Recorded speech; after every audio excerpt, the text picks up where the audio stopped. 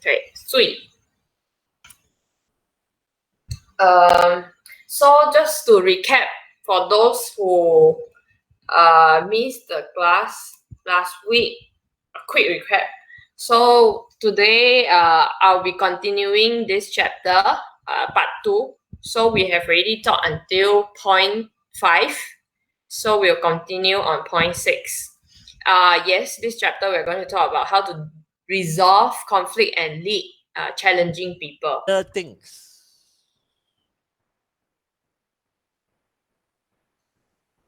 Now, how did that happen? Now, I want to explain it another further deeper. Okay? And very often, it's not just about you putting it in front of your eyes. Very often, it is the world putting it in front of your eyes. And that's what advertising is all about. Make you think that the thing is very important and keep distracting you, getting you to, hey, look at me, look at me, look at me, look at me.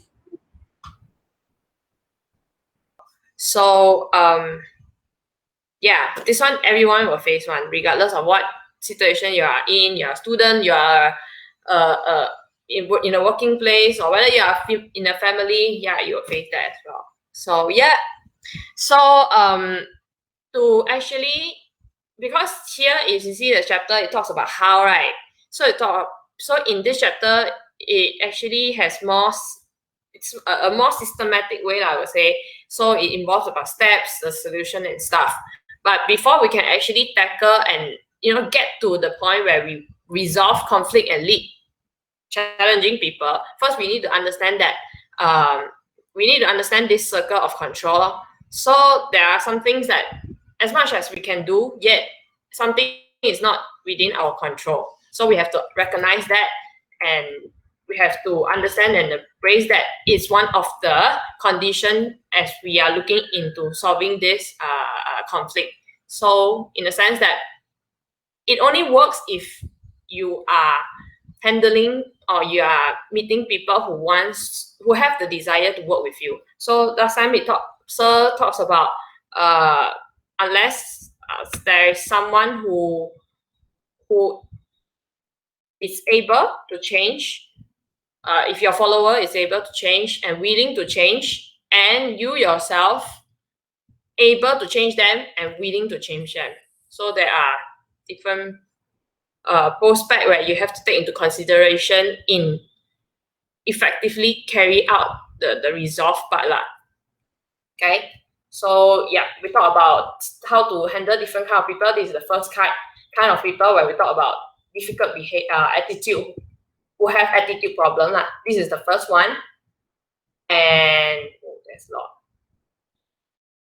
Yeah, then the second one is talk about someone who wants to stay in who is a mediocrity. Okay, so we talk about how to solve, and third one we talk about how to motivate and unmotivate people. And fourth one we talk about people who start things but never finish. Right. So if you all wanna, you see the visual quite interesting, right? Remember to look back the recording, yeah. No, that's yeah. So the fifth one, we talk about how to move people from their previous mistake and filter negative self-talk, how to help them to move forward from there. Okay. So today, I'm going to continue from point 6. Okay, where we will be talking about how to turn our energy away from decenter and low performance and focus on those who wants to grow.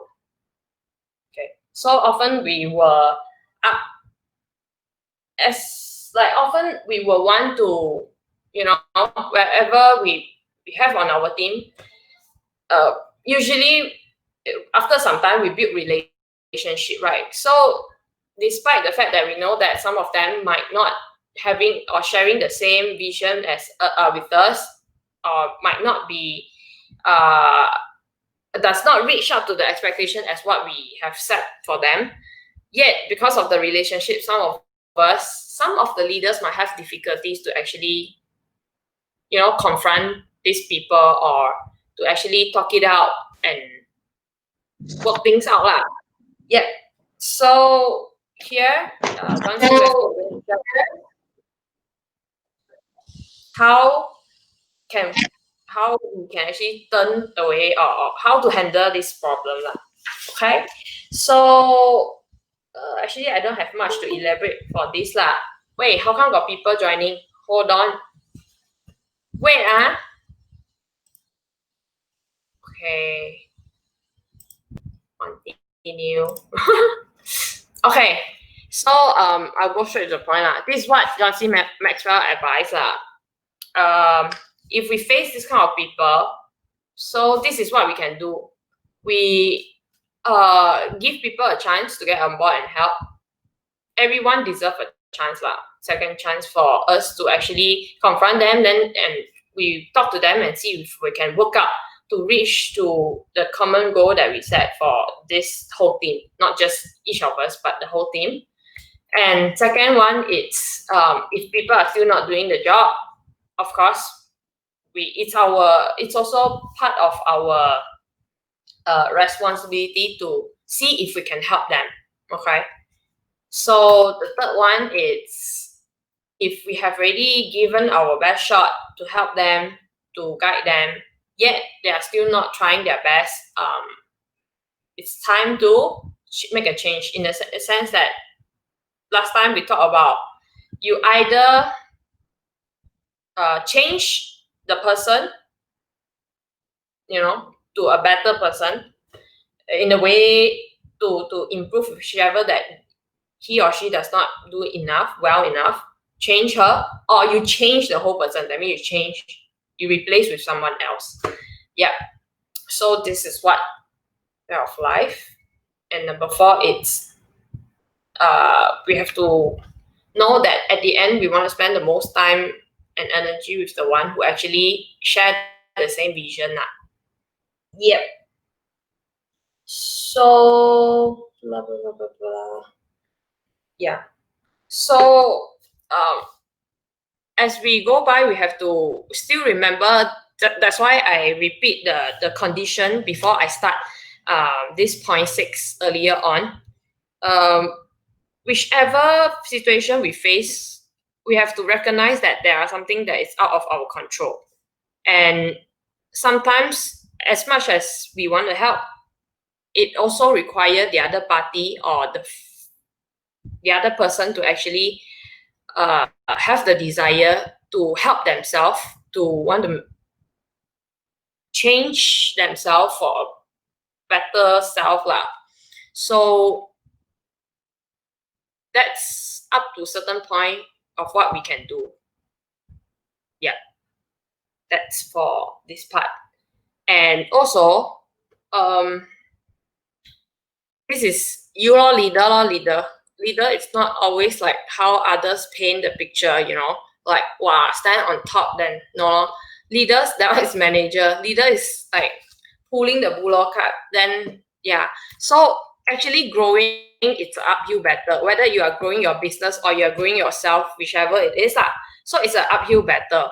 So we definitely want followers who can actually, help to lessen up the burden, to push this whichever burden it is, the growing part, and work towards the same goals lah.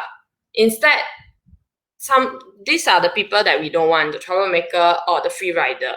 So we have to also remember, the faster we actually address to the problem of the free rider and the troublemaker, it will actually lessen up both the leaders and also the followers' job, and provide in a sense that, remember the rotten apple story? If you put one spoiled apple among the good apple, eventually you will spoil the whole basket of apple. So the last thing you want is to also disappointed the good follower, right? So that's why as a leader, it's appropriate for us to actually handle this or attend to this situation as soon as possible, before the good followers actually lost the patience and the trust on the leaders. Yeah, that's my point for this one. Okay, any comments or updates? Any comments on this? No, I'm going to move to the next just one. a thought come to mind. Hey, can you hear me? Yeah. Yep. Just a thought come to mind. By now, if you are hearing all these things by now, having come to question 7, by now you should realize that leader is not a nice guy. Okay, can hear me? Leader is not a nice guy. If you are a nice guy, likelihood is you are not a leader. Why? Anybody would like to explain why? You are not a leader, or you're not a good leader. Well, okay, you're not a good leader. Okay, you want to paraphrase it like that? Yes. You want to be more precise? Yes. You're not an effective leader. Effective leaders are not nice guys.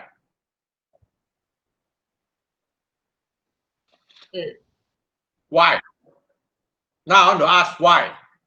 Those of you who have difficulty letting go of being a nice guy, I want you to really think about this.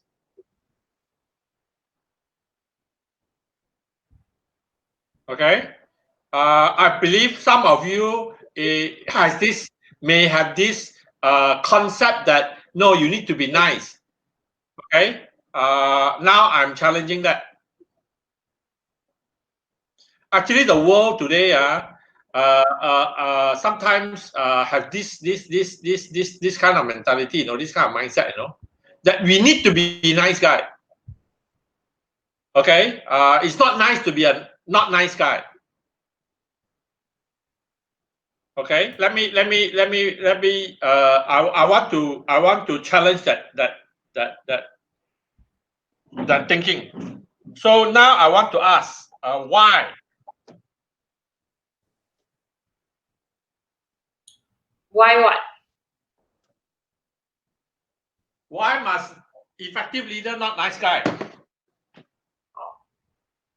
Why is a nice guy not an effective leader?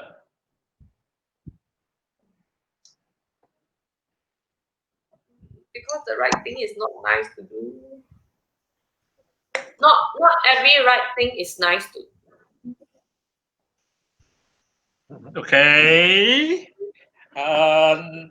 Okay. Then I have to ask, what has right thing got to do with leadership? Because Okay. not everyone in your team will do the right thing, and then as a leader, you have to voice out or scold people when they are not behaving or when they are not doing the right thing. And then you lose follower, then you're not a good leader either. Ayo, then cannot scold. Then cannot scold. Okay. That's why I'm asking you to think. The reasons that you are giving are not the correct reason. Okay, Yi Huang said in working place, how do you deal with those dissenters if the management have made you group with them and lead them? That's a very good question. Yi Huang, I'll answer that later, okay? Facing conflict is always not nice.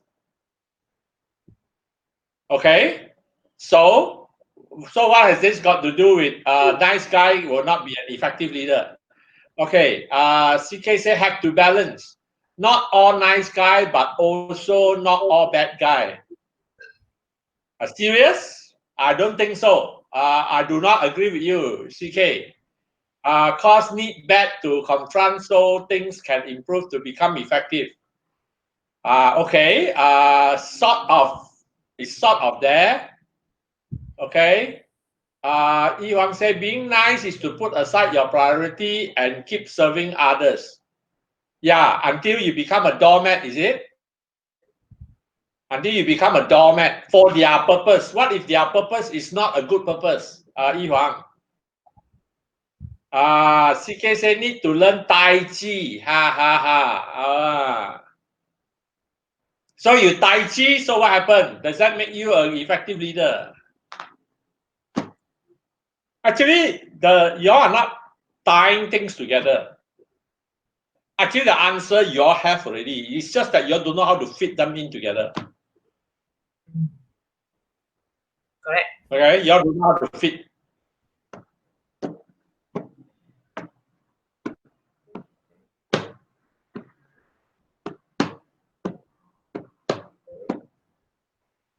So any others? Any other attempt to try to answer? Can you repeat the question? Yi Huang. Okay, What's the question? basically, I want to point out. Actually, I want to point out the fact that nice guy is not a characteristic of a effective leader. Nice guy is not, in fact, an essential characteristic at all. In fact, very often, right, a great leader are not necessarily nice guy. Very often are not nice guy. In fact, more often than not, they are not nice guy.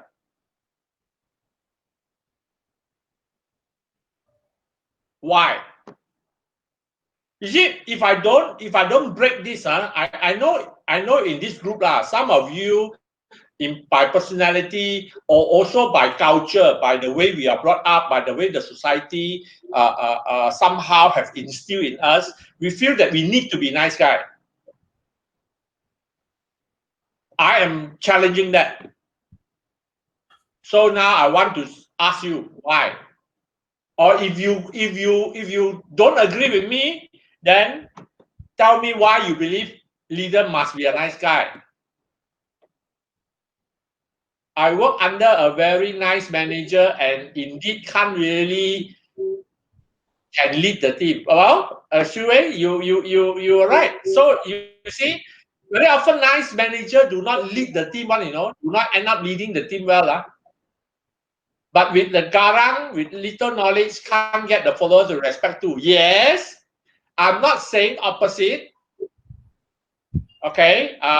When I say effective leader, sorry, a nice guy need not be an effective leader doesn't mean that a good leader will simply not be nice. No, I'm not saying that. I'm not saying a good leader must not try to be nice.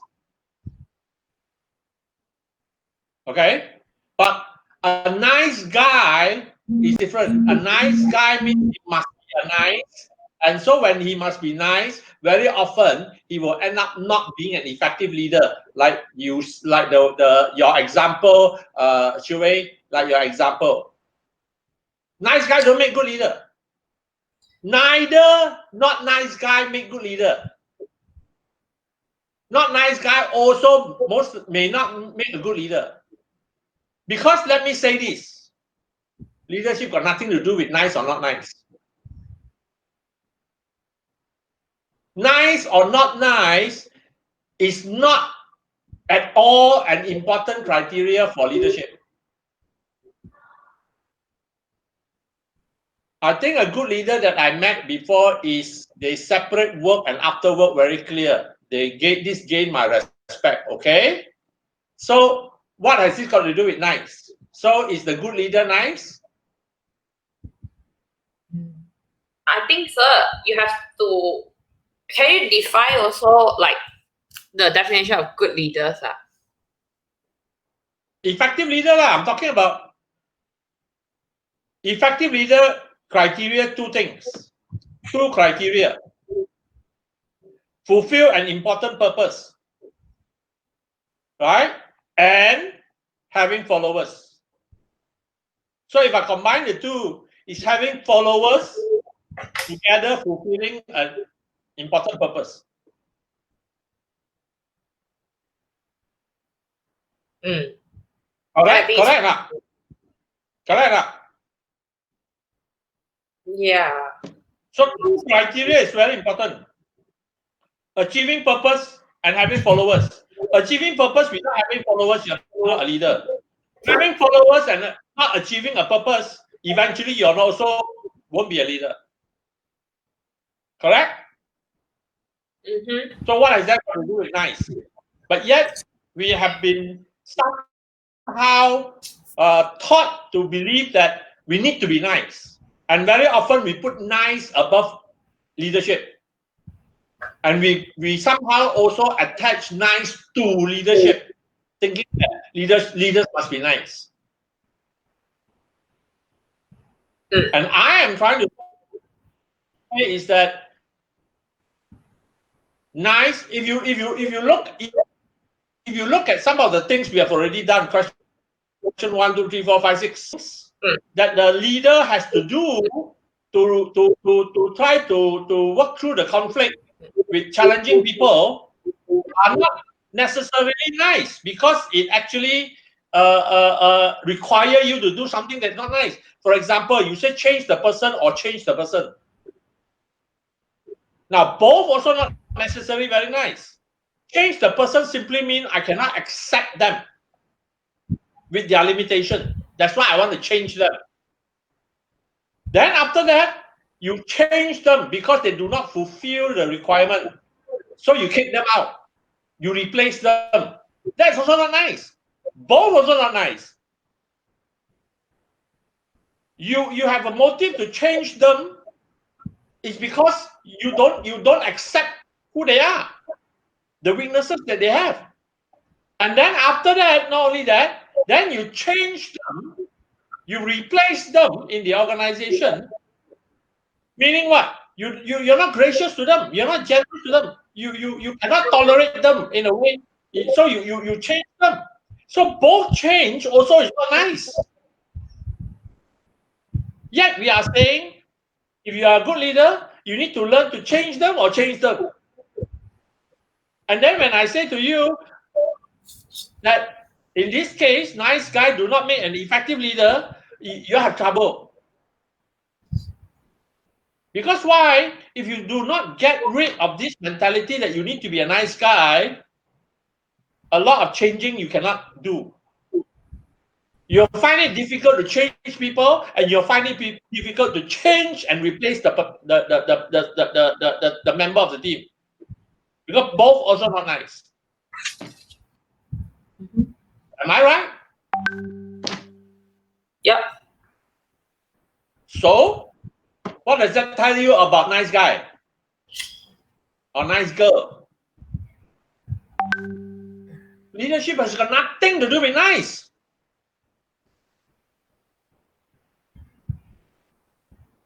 Okay. Yeah. That's what I want to say.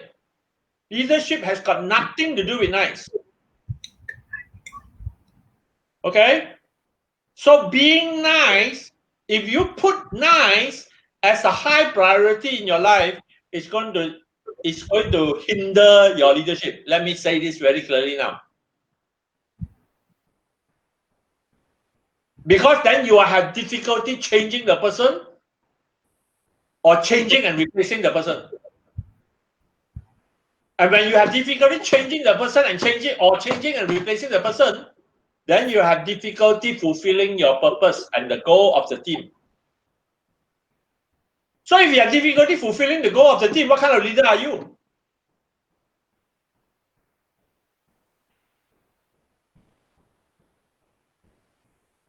Right? And very often doing what is right is not very nice, you know. Doing what is right is not doing what is comfortable. Comfortable to you or comfortable to other people. And when it's not comfortable to other people,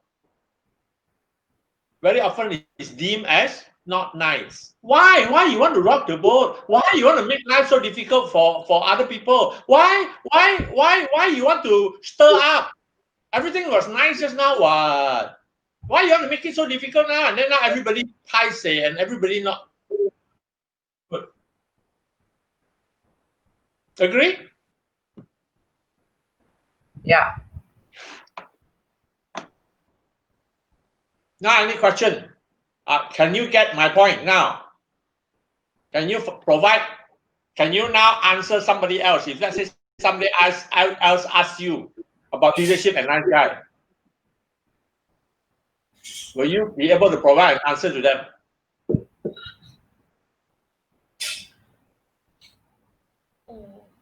Probably beat around the bush, then only get to the point.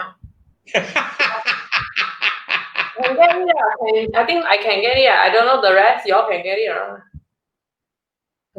If cannot, then y'all can listen back to this recording and play back to them. Or can text me and ask some more. Call him. Call you. Yeah, can, no problem. Call me also can. Yeah. Okay. Okay. I personally I get the point.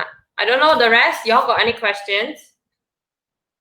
Because we got quite a number of nice guy, nice girl here. Yeah, that's why I want to address this issue. Okay. Yeah, quite a lot of nice people in this group. I mean, don't get me wrong. I appreciate the nice people. Don't get me wrong. But I'm just wondering. Now I challenge you to think back. Right? Is your niceness hindering your effectiveness as a leader? Let me ask you. Has your niceness hinder your ability to influence followers?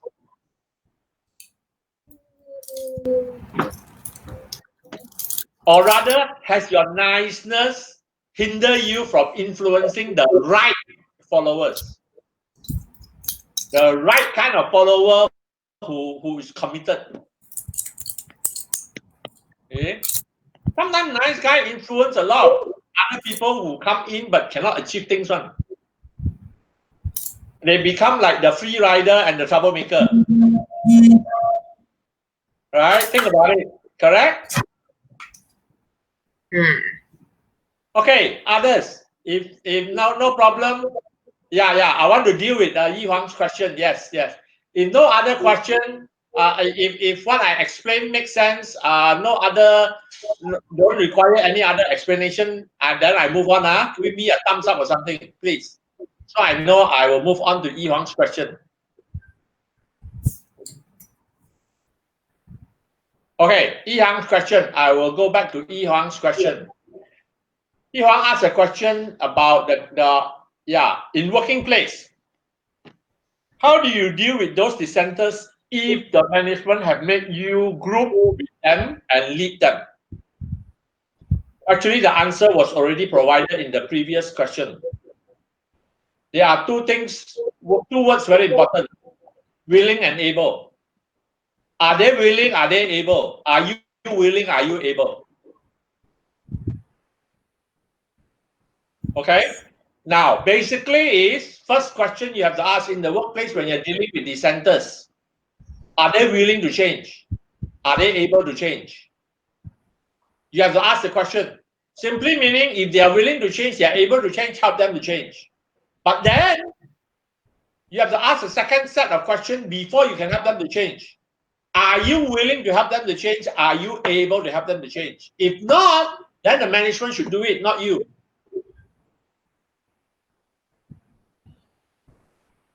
All four questions must be answered. Is the person willing and able? Is the person willing to change? If yes, then move to the second question. Is the person able to change by himself? Yes, then very simple. Right? Talk to him. Right? And then require him to change. And then hold him accountable to change. Problem solved. If not, right? Is the person willing to change? Yes. If the person able to change, the person don't know how, then you have to go to the second set of two questions. Are you willing to help him change? If you say yes, then you have to move to the fourth question. Do you have the skill? Are you able to help him change?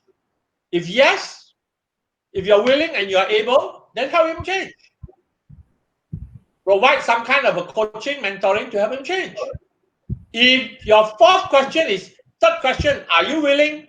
No, then sorry, your team will definitely be broken. There's nothing you can do about it. If you're not willing to help him change, the person is a troublemaker, then your team will have trouble. Finish, close case. The management will have to do something about it. Now, if you are willing and you're not able, also cannot. Okay? You may be willing, but if you're not able, and if you help wrongly, you will get in trouble. That's why last week we already dealt with this. This 4 question, very crucial one. Is the person willing? Is the person able? Are you willing to help? Are you able to help? Okay, Yi Huang. Are you now clear with your with this answer? Do you know how now?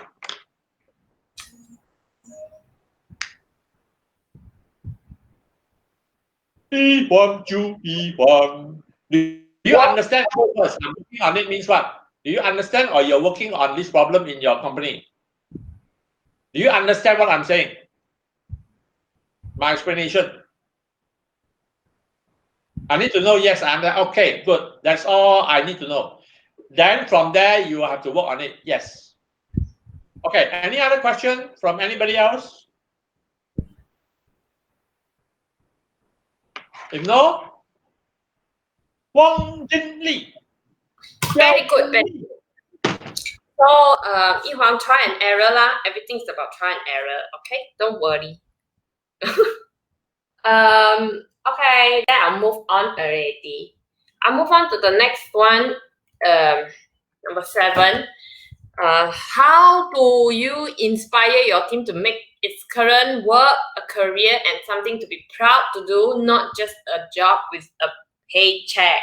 Okay, very good, very good.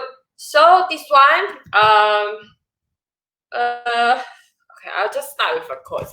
No job has a future, only people have a future. Very good. So remember lah, huh? So if I remember what, just remember this quote. And the greatest threat to tomorrow's success is today's success. So don't dwell in today's, whatever you have achieved today. Today is today. Celebrate a while, then you still have to move on and look ahead on how you can improve yourself. Remember if you are with us last week, remember the excellent, so the mediocrity. Don't stay at where you are. Continue to move forward. So, okay, talking about this, how do you actually influence people to do more? I think it's a very similar kind of issues that we dealt previously about mediocrity lah. Basically, if you manage to inspire your team, I believe they won't want to stay as where they are. They will definitely want to look ahead and find things to do lah. Okay, so often where we actually face people, I'm not sure, like maybe y'all can share inside the chat also. Did y'all face this kind of people in your, I believe y'all face lah, in your working place or among your team inside college? You can also share it with us. For my case, I have a lot of people like yeah, I have a lot of colleagues like that. I'm not sure why. Probably I'm not sure why, to be honest, because they come and work every day just looking forward to the clock to reach 5 p.m. on time, then go back. Okay, so they have no desire to learn more from what other people is doing. They have no intention to find out how they can do their job better. They just want to do the same old thing for like many years. So I'm not sure y'all came across people like that then, or y'all actually observe them and find out why. So y'all have this problem before, y'all can also share inside the chat. because I would like to also find out why lah. Yeah. So most likely they can't really see. This is what I believe lah. Most likely they can't really see where the leaders are bringing them, like the goals that the vision that the leaders or the organization actually set.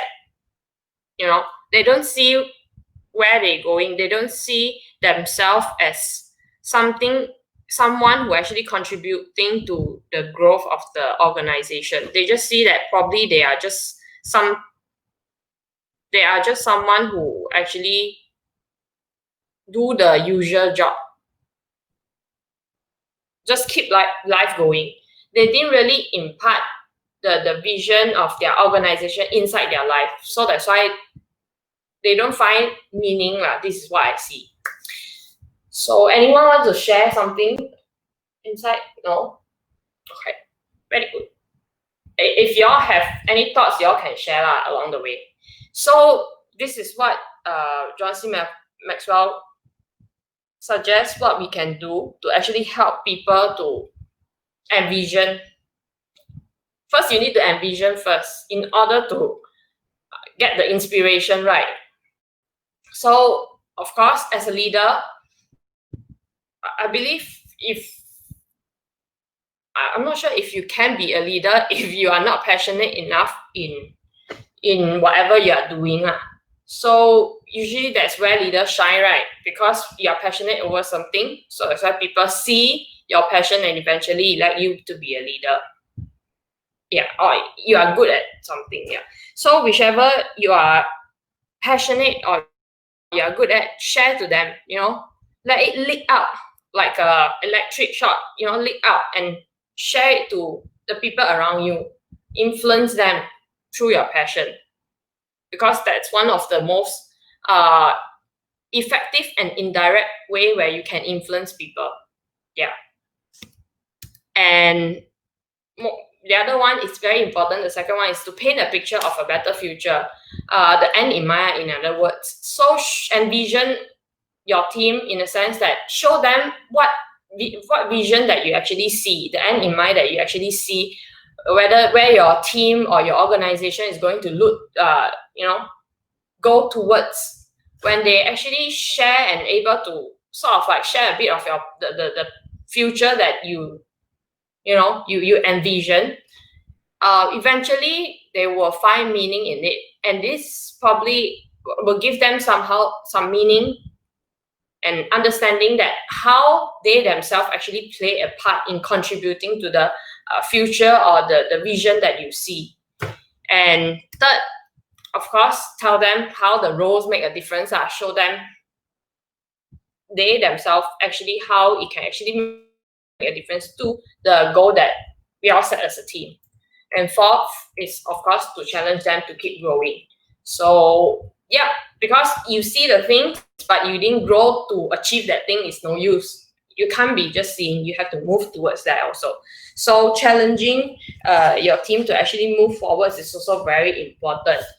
I have this one. This is one of the sentences that I catch from a book, which I feel it's very important. A follower cannot catch fire from a leader who has grown cold himself. If you aren't fired up, you are a big part of problem. The first person you must address is you yourself.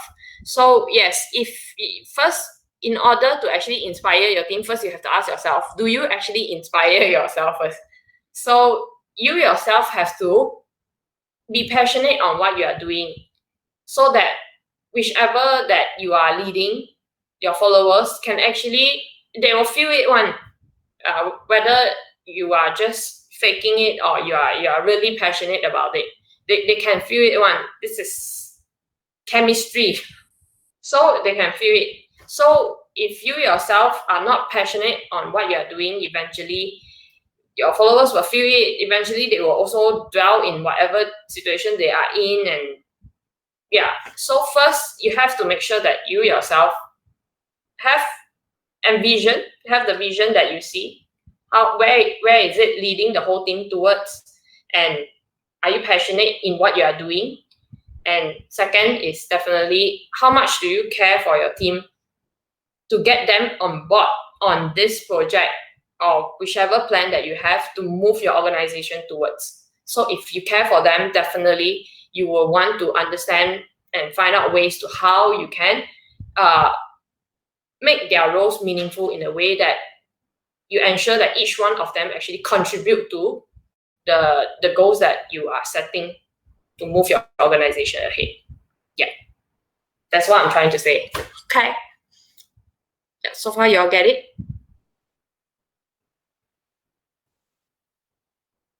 Comment from Yi Huang.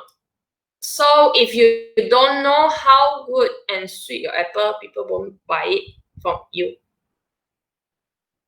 Huh? Yi Huang, I don't get you. I don't get your point.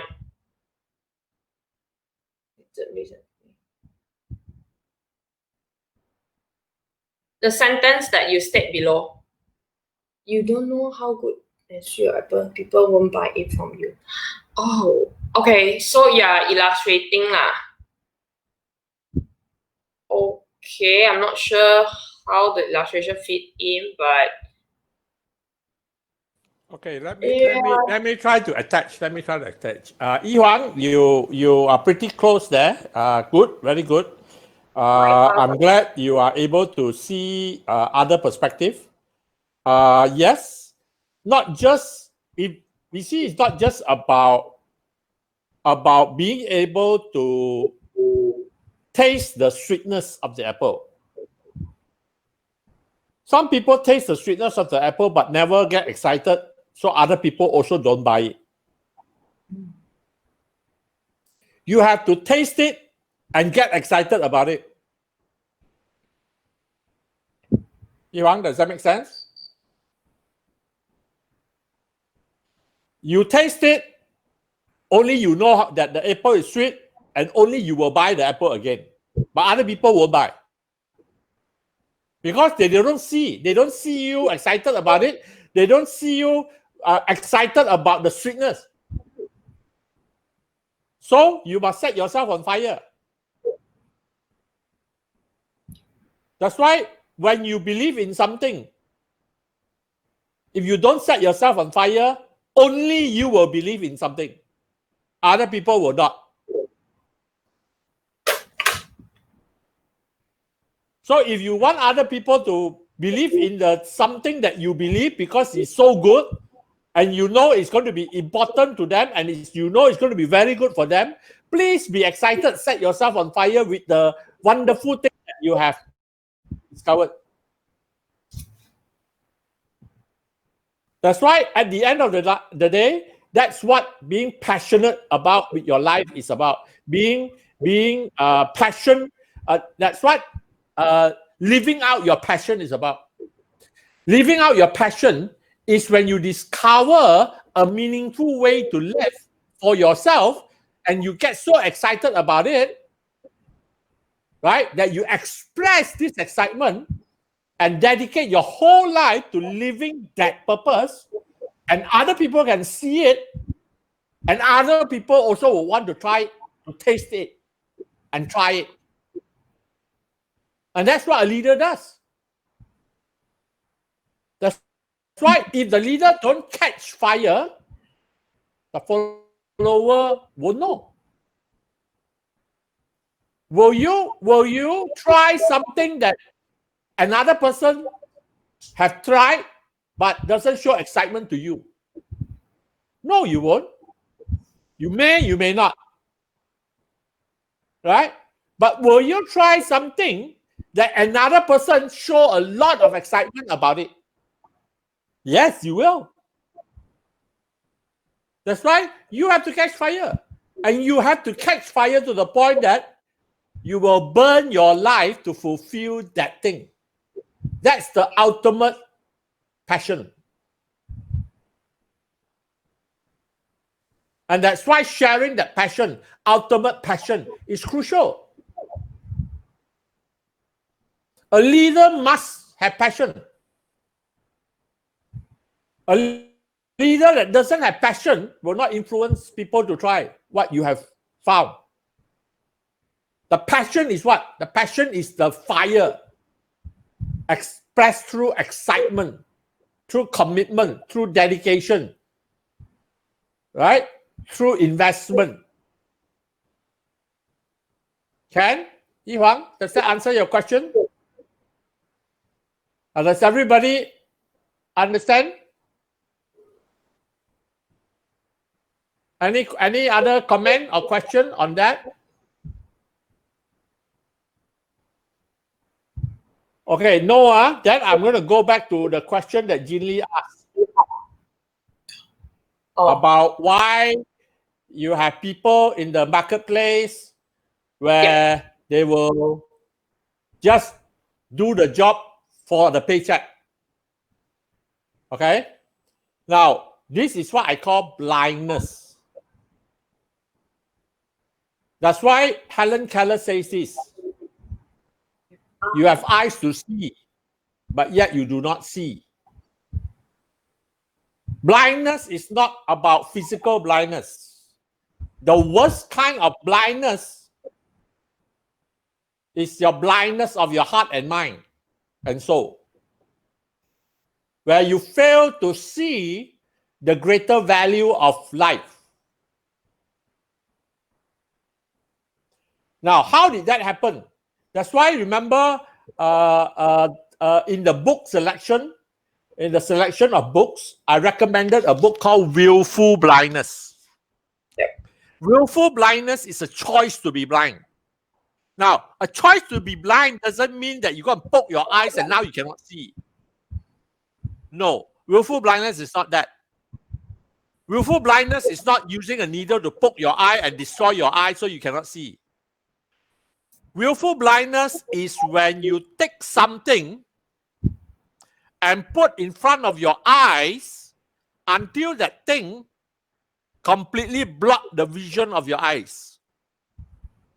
You cannot see anything else except that thing. That's called willful blindness. And this is the blindness I'm talking about. And a lot of people do that. Failing to understand that once you take and put something in front of you so close to your eyes and refuse to move, refuse to consider whatever other things that people have said, then what has happened is you have created a blindness. A blindness that doesn't allow you to see anything else in life. And that has got to do with the big picture. Willful blindness is got to do with you taking one thing and put it so close to your eyes that it blocks your vision to see the whole big picture and all the other important and beautiful things in life that may be more important and more valuable than that thing that you have put so close to your eye. Does that make sense? And so what you created? You have created a blindness. The person can only see more and not be so blind if the person is willing to move that other things.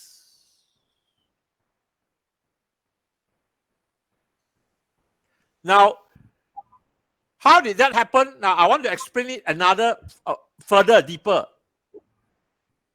Okay? And very often, it's not just about you putting it in front of your eyes. Very often, it is the world putting it in front of your eyes. And that's what advertising is all about. Make you think that the thing is very important and keep distracting you, getting you to, hey, look at me, look at me, look at me, look at me. Stop seeing everybody else. Everybody else fall outside of my center of vision. And that's what the world does. You must catch that. And that's what marketing does. It's very dangerous. That's what brainwashing does. It's called brainwash. The repetition of an advertisement. Okay? McDonald's, for instance, they put McDonald's everywhere. You see McDonald's until when you think of fast food, you think of McDonald's. And when you think of McDonald's, you don't think of any other better fast food. You are blind to all the other fast food. Now, a more mature person will be able to see that and begin to recognize, hey, McDonald's is not the only fast food. McDonald's is not the best fast food. Why? Why I do that? And then I pull McDonald's, the big M, out of my sight and start looking elsewhere. But the child, an immature child, cannot do that. So, first thing it comes to the mind, McDonald's. And McDonald's tell me McDonald's is good. So the child will say, oh, McDonald's is good. The child doesn't know how to think independently because the child has been brainwashed. And to be honest, a lot of people today are childish. And they are not able to see the bigger world. Third, now I have talked about you putting the object so you blind yourself. I've talked about the world putting things in front of you repeatedly until it blind you. One more, the devil does that too. The devil keeps you so busy in material things, in survival, in seeking for your money and fame, that you lose sight of your spiritual life. So you are blind to the importance of your spiritual life, of your soul, of your purpose, of your meaning in life. Is that not blind? Yes, you are blind. Why? How? Very simple. By putting money, fame, and fortune. By putting fame and fortune, which is money and power. Money, fame, fortune, and power. Keep putting it in front of you, keep stirring you, and you keep looking at the three things. When you keep looking at the three things, how can you not be blind to your spiritual life? Because the three things is about on earth. It has no contribution to your spiritual life beyond earth. And so, majority of the people, human on earth, they are so preoccupied with pursuing the fame, fortune, and power on earth that they are blind to the spiritual. I hope I'm answering your question, Ginny. Yep. How do you do that? Yeah, well, how do you take time out to see the bigger picture? Take time out to see beyond what you normally see. The more you preoccupied with being busy. That's why right now, many of you are gonna tested now. Many of you are being tested. You're beginning your career. And your career is making demand from you, keeping you preoccupied, giving you opportunity on earth. But the opportunity on earth can become a way to blind you and make you forget. You see, blindness is a bit about forgetting. You forget to see. That's why you are blind to it.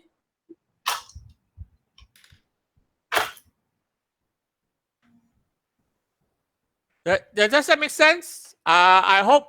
Okay, everybody? Any other question? Comment? Yeah. If none, then I will pass the time back to Jin Lee. Okay. Bye, Mabel and Shui, if you're still there. All right, Okay. bye-bye. I'm sorry, I have to go, yeah. Yeah, Okay. no problem. And bye, also. Bye. Yep.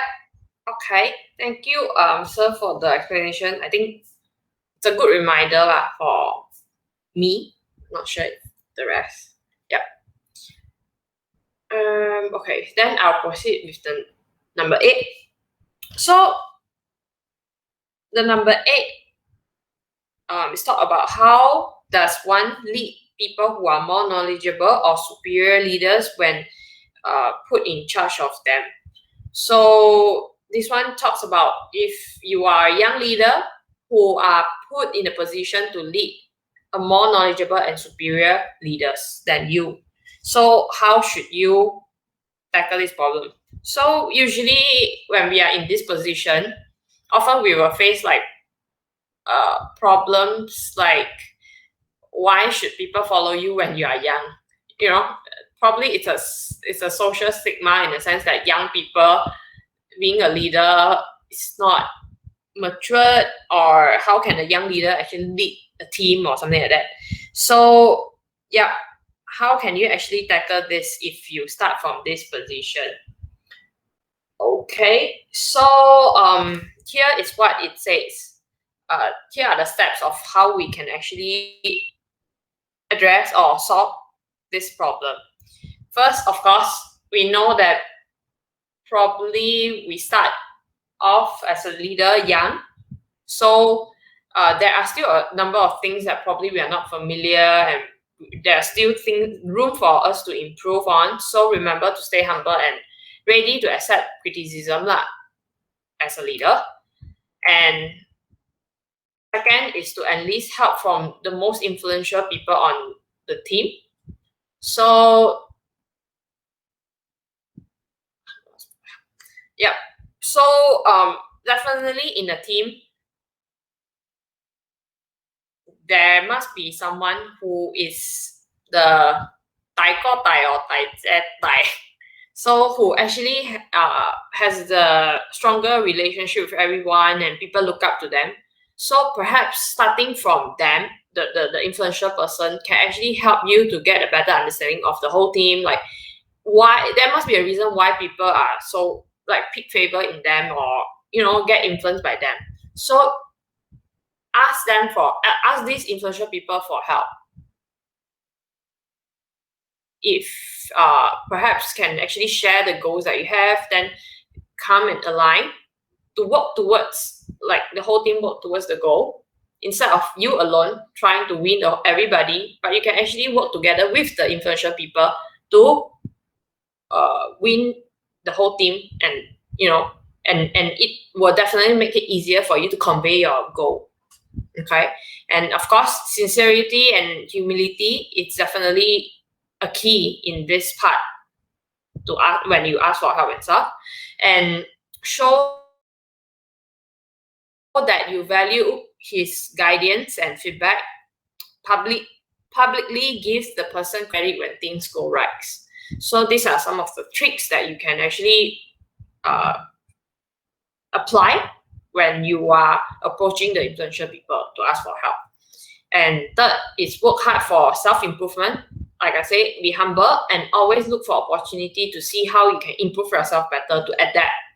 And yeah. And fourth is help others as much as we could. So that, because helping people is also one of the way to connect with people. Okay, that's where you realize the needs of your followers. That's where you can actually they know that you care. When they know that you care, they will eventually follow you and develop credibility. So remember what's its goal. Stay true to your words and walk the talk. I would say walk the talk. So that it's aligned as what you have shared. So yeah, that's for my side. And remember, despite the fact that maybe some of us get the opportunity earlier, where we get to elected as a leader, despite of our age, although we start from the position level, but that doesn't actually mean that we can't move further up. Okay, so remember, yes, at first maybe a follower follow you when you first become a leader because they have to, but eventually it depends on how you actually apply and how you actually lead them in a way that it can actually move your leadership from position to permission or even production and people development. So it can actually move up. So it's very important of what's the strategy that you use to work together or understand your team. Okay, that's for my side. Yeah, that's for the number 8. Any thoughts? Anyone have this experience that you want to share? If you end up with this kind of situation, I want to recommend you a book also by John C. Maxwell called 360 Leadership. 360-degree leadership. Okay, it talks about leading downwards, sideways, and upwards. So he dedicated a big section on it about leading your people up, leading your superior. Very, very good. Very, very good. So if you are in a position that requires you to lead somebody more senior, more experienced, please go and get the book and read the book. Okay? Okay, Jenny. Oh, I have the book. Now only I realize. Okay, never mind. Yeah, that's number 8. So number 9 is where we talk about how long do you push someone's potential when they are not reaching it. So okay. So as we know, it's a universal human nature trait for us to actually seek comfort. Okay, comfort is where we actually generate ourselves after our work is done or after our task is complete.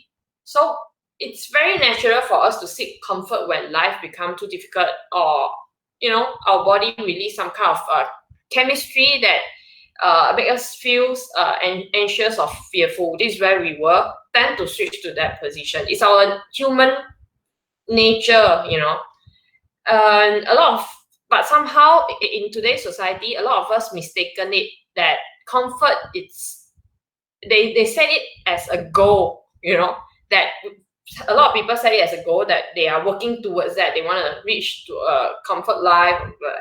So, but here I'm trying to say is that in reality, sometimes if we seek too much of comfort, it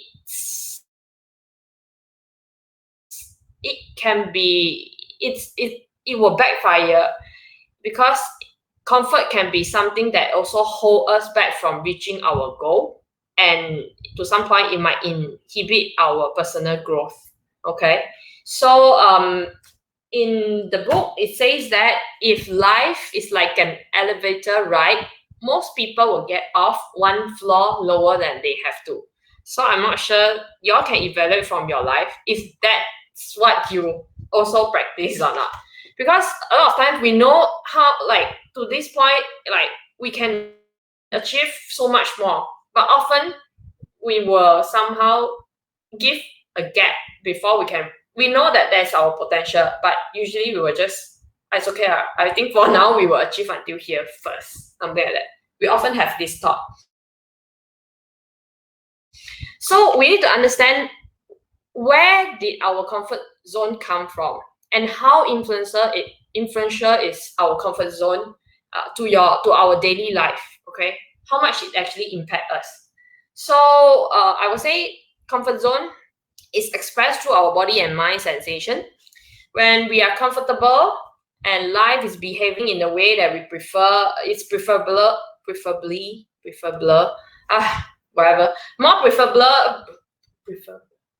that we prefer, in a way, our brain will somehow release a kind of chemical that, like the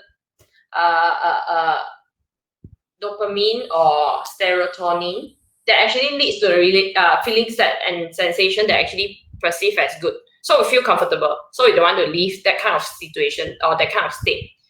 And whenever we are uncomfortable or unfamiliar with a situation, we will experience negative feelings such as anxiety and fear and stress. And we have to understand that this comfort zone acts like an internal governance that somehow has its mind of its own. Okay. It will want us not to do anything that's outside of its preset boundary. So it's already preset there that, oh, it's not comfortable, we don't want to try that. Like perhaps some of us might have the fear of public speaking. So we already know that we have the fear. So often we say that, oh, I don't, public speaking is not my kind of thing. I won't do that. I won't even, oftentimes we often tell ourselves that I won't give it a try because it's not my thing. Yeah. So it's very important for us to understand, like, some of our boundary are there to protect us from harm. Yes. It's necessary for our survival.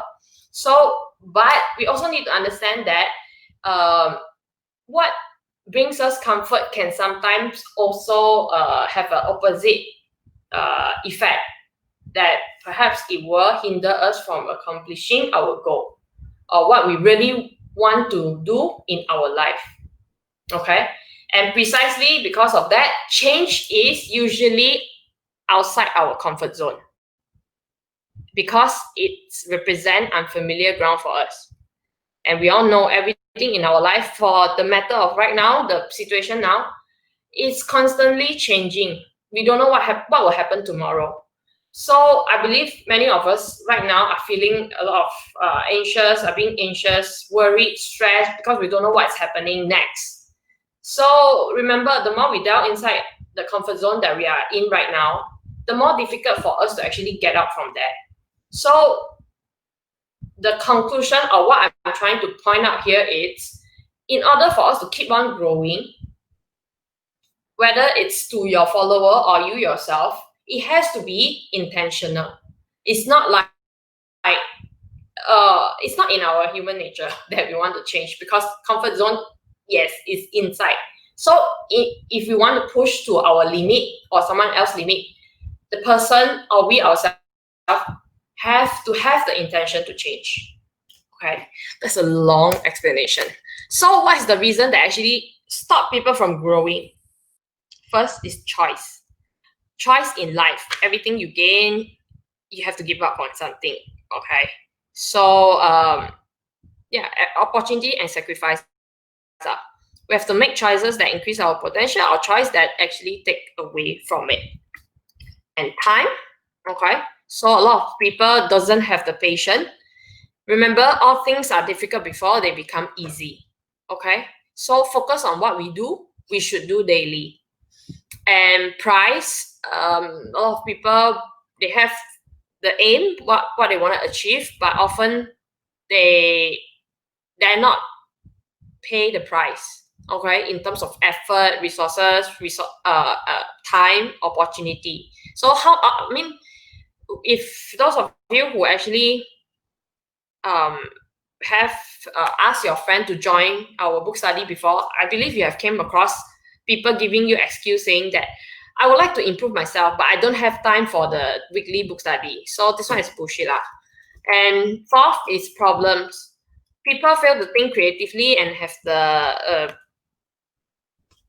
I don't know how to read, to fight through it, and lack of belief in them, lack of self-motivation. So usually people will tend to dwell in the problem, in a sense, or they know the problem is that, but they just couldn't motivate themselves to find solution for that.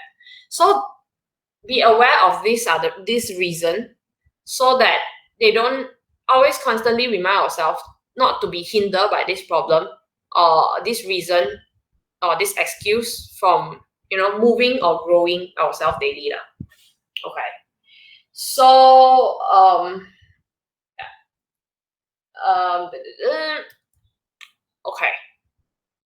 So as a leader, we need to spend time to get to know and evaluate our follower if they fall short of their potential. So this is what we can ask ourselves. Okay, if you ensure yourself push to your limit and you want to help your followers, so ask yourself how you can actually put your follower in the strength zone, providing did you provide enough training or resources that they need to be successful? And third is, if there is something that they need, we are not giving. So here it's very important as a leader. We have the responsibility to help your follower to grow, to reach to their potential, but we are not responsible for the outcome. Remember the circle of control. So how people, what action people, other people want to take is not within our control. It's them. Okay. So as much as we want to help them, here is what we can help them as a leader. Okay.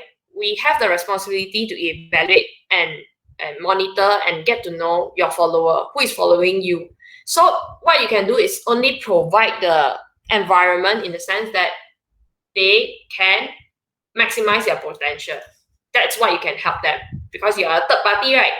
So once you provide all things that they need, you understand that they are in their strength zone. So it's up to them whether they want to take or put in extra effort to maximize their potential. Okay? Yeah. That's for number 9.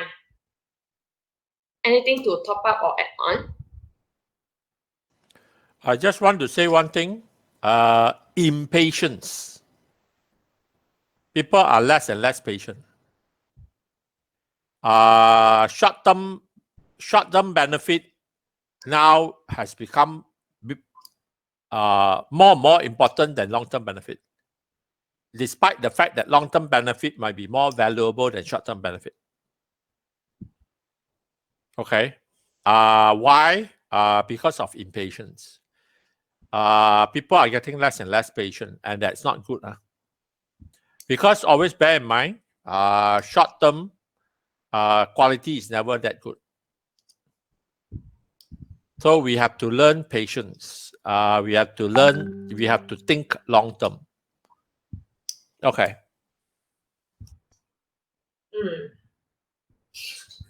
But I think it's a process lah, because right now, to be honest, as we started young, though we remind ourselves that yes, long term is better, it's good, but somehow I feel we still need to go through the process of trying to do things fast but yet fail to the point that we can recognize and appreciate the long term. Of course, if we all can get to the point that it's better, but I feel also don't push yourself too hard, in the sense that slowly adapt to the point. Yeah, that's my point of view. Yeah. Thank you for the top up. So okay, lastly, how do you know a relationship is broken and how can you save it? Okay, another this is usually we face because why a leaders need to initiate first to repair a broken relationship. Yeah, I would like to ask these questions.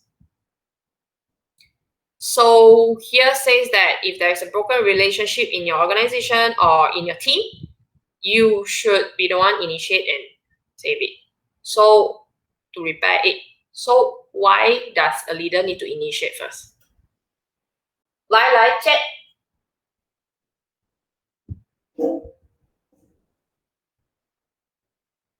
Any input from anyone?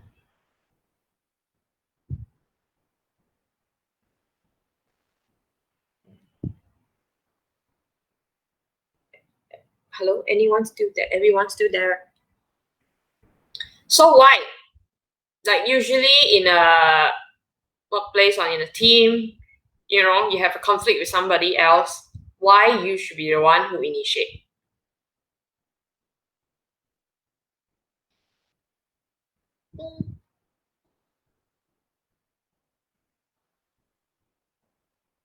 Hello? If you need time to think, tell me.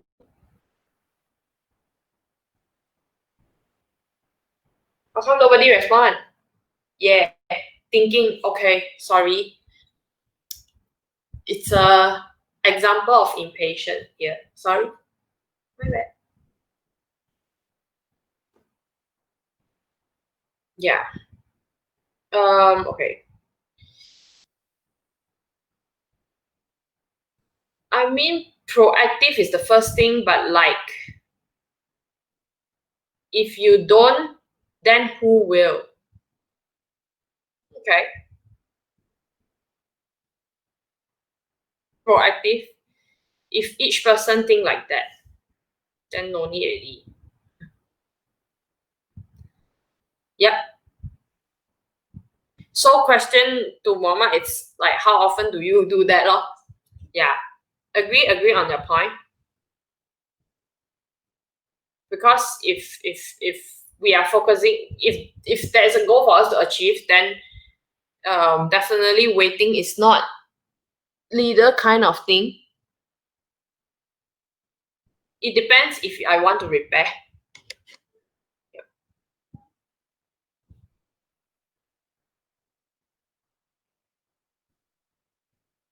Okay. Don't worry. You cannot, if you cannot see that it's broken, later I'll show you the sign. Like some of the sign that shows that the relationship is broken. Anyone else?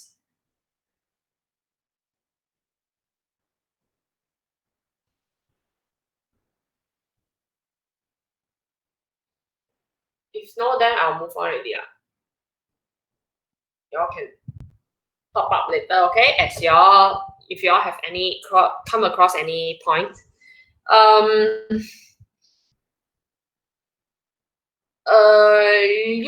Usually in a leadership position, it's common that like usually we'll feel stressful, and with so many projects going on and people manage, so it's common for miscommunication to happen.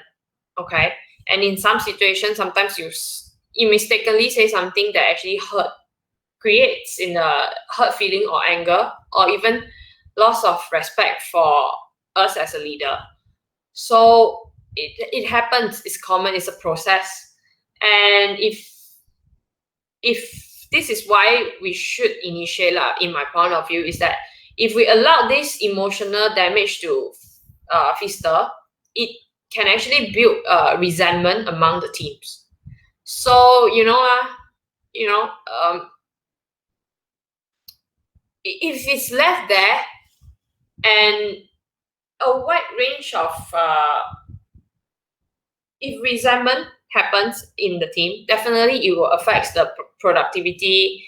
It will affect other team members as well, because people can sense it, right? So from there, it will lead to, always remember, I like the rotten apple story. Okay, so it spread to the rest as well. So before it spread to the rest, make sure you attend to it first. Yeah. And everything is a building up one relationship. It's not like in a day you can build it. So if there is a broken piece, if it's like a jar, if it breaks, you have to see if you can repair before the water all leaks out, right? Yeah. So that's what I feel, that a leader should actually take initiative before a worse damage happens, until to the point that you can't really do anything about it. Yeah. Okay. So like what Muhammad mentioned just now, maybe some of the times it's not that the leader the one to actually attend to the broken relationship. Sometimes they can't feel it. So here are the common signs that shows that a relationship has been broken. One, it's hard to have honest conversation. The other person tend to refuse to engage or become defensive when it approach them. And second is lack of trust. The other person tend to question motive, or they feel a sense of injustice or lack of fairness in whichever things that you do among team. And also probably there are also a lack of passion to continue the relationship. The other person stop putting in any effort to actually build a relationship where they usually will withdraw completely or mentally, emotionally withdrawn from your conversation. So here's a sign that actually shows that the relationship has been broken off. Yep. So you can take some time to, flash back and reflect back if any of your relationship broken, but you didn't really recognize or you didn't really sense it. Perhaps it's a good time to do something about it. Yeah. And so how can we actually address this broken relationship problem? Remember, the goal is always to repair the relationship with integrity as much as we can. Okay. So this is what you can do. Initiate fixing the relationship with them.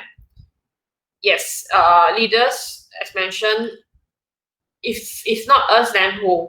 If everyone is going to wait for each other. So being proactive is definitely one of the key things to address the issue before it gets worse. Okay. So yes, it's leaders' responsibility. And second, it's also to give them the benefit of the doubts in a way that always humble ourselves whenever we go into the conversation.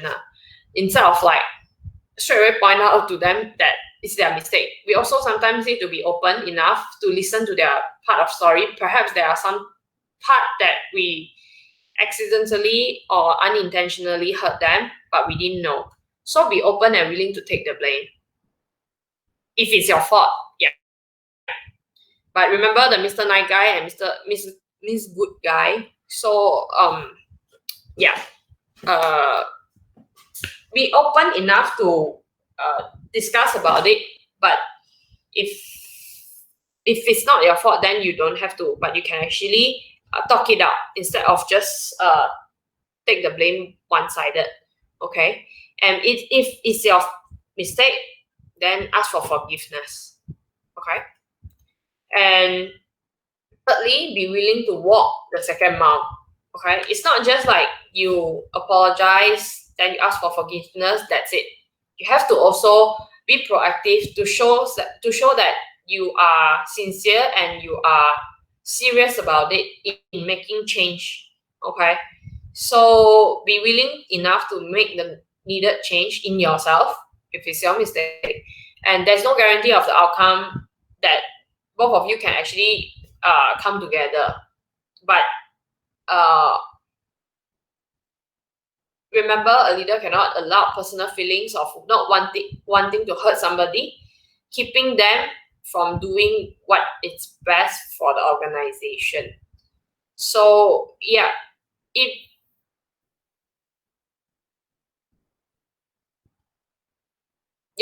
remember remember to put the goal of your organization first, in the sense that yes, you want to mend this relationship, but it's not only for your personal feeling that you want to feel good, you want to have a good relationship only, but also put the goal, the big picture first on top of all, so that you know that yes, you are mending this relationship for the bigger goal. But if the relationship cannot be mended, then that doesn't stop you from doing the best for the company. Okay. So if it requires you to, if the relationship cannot be mended, if it requires you to cut off, then you have to cut off. Okay. And 12, speak well of them afterward. So if it cannot be mended, but make sure you don't carry the negative things you don't spread around. It was not gentleman of doing that. So yeah, greet them well and yeah, till we met again. So yeah, so it's a basic acting as a human being, I feel. Yeah. Oh, that's all. Yeah. That's all for my side. So I hope that I want to emphasize last thing. Yes, a lot of relationship is worth saving, we know, but when it comes to relationship, we also need to be realistic. We also need to accept that sometimes some cannot be safe, and we have to learn to give ourselves the permission to have a different relationship from what we had before, so we can still value the person, but we have to learn to let them go. So if our path is separating or is going different direction. So yeah, that's all for the number 10 point. Okay, till the end, still nobody share. Yeah, that's all for my side.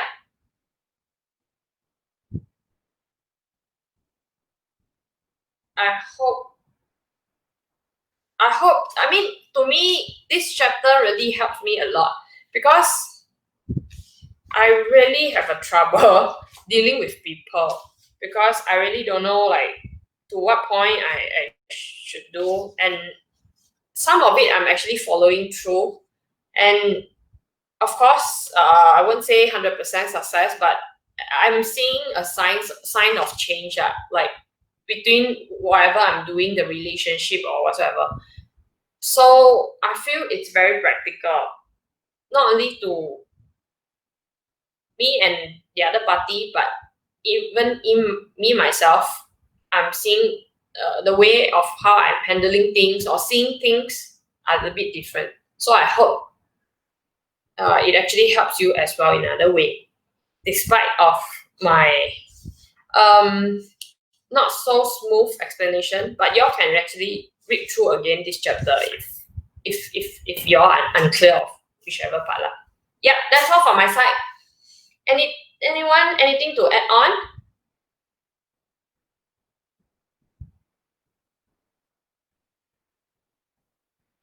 Not at all. Thank you.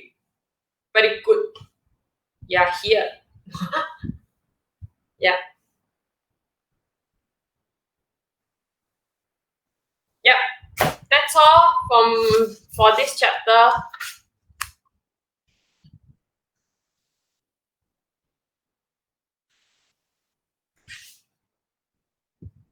When you call up, lay on bed. Oh, okay. Okay. If nobody anything to add on, that's it for tonight.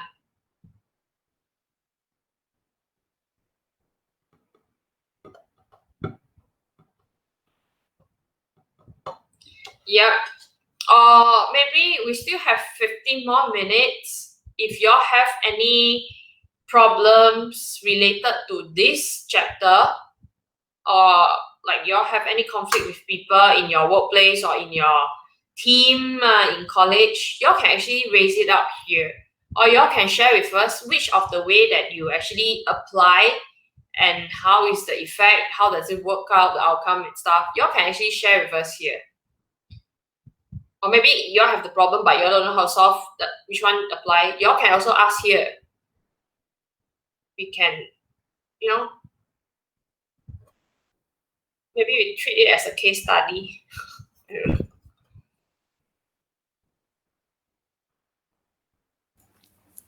Hello, can you hear me? Yeah. Hello. Yeah, Okay, I hear you. since no one is speaking, maybe since okay, let's share. I feel that to be honest, prior I'm generally quite honest, so I rarely have an issue of hiding. Things are either okay or not okay. Depending on the reason, it will dictate whether or not there will be effort, or if, like, first, should there be effort to fix it, and then, like, is it worth fixing, and then the issue itself, can I compromise? Then if okay, then like okay, like different people, you can accept different things as well, although you try to be loving and kind to all people equally, but when depending on what kind of friend, you can accept different actions from each person. I can accept things from you that I cannot accept from, let's say, Matthew, or I can accept things from Matthew that I cannot accept from Paywon, or I can accept things from Paywon I cannot accept from Steve. Different people. You're more willing to put more effort towards different people, and you're more willing to ignore and forgive and be compassionate to different people. But it's just the struggle of whether or not to be fair and to be compassionate and kind. Those two principles, I feel, that's my issue, to balance them out, I feel.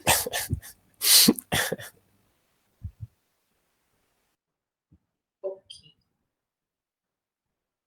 I mean, life is not. How to say, we can't say life is totally fair. So same like how you treat people. It's normal for you to, when you have different relationship with different people putting different effort to build relationship with you. Definitely there are different ways of you treating or with them, treating them, because the relationship that you all build is different on different scale, different level. But if we are putting it in this situation, this is my point of view lah. If we are working as a team, if you are a leader or we are a leader, I personally feel we have to put it aside, like how we have to make the effort to actually bond with everyone. Yeah. Then it happens that the one that have conflict with us are the one that we least like, yet we still have to I feel we still have to put in the effort to understand them and talk it out and build the relationship back, or even give extra effort to build that lah. Because we have to remember that the goal is for the best of the whole organization, whole team. It's not just for us, or like whether we want that or not. Yeah, this is what I feel lah. But in our daily life with friends, I feel it's quite normal. We don't have to really treat everyone as equal, because everyone chip in different effort to build relationship. So yeah. How about the rest? What do you all think?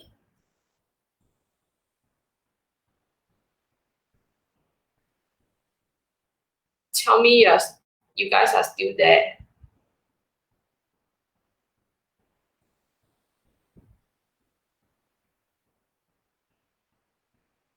No? Yeah, Mohammed, does it help answering? I don't know.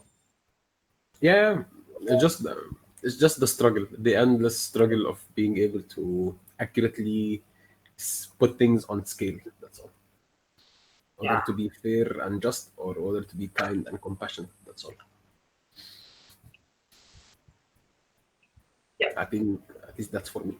That's my struggle. I don't know what you guys.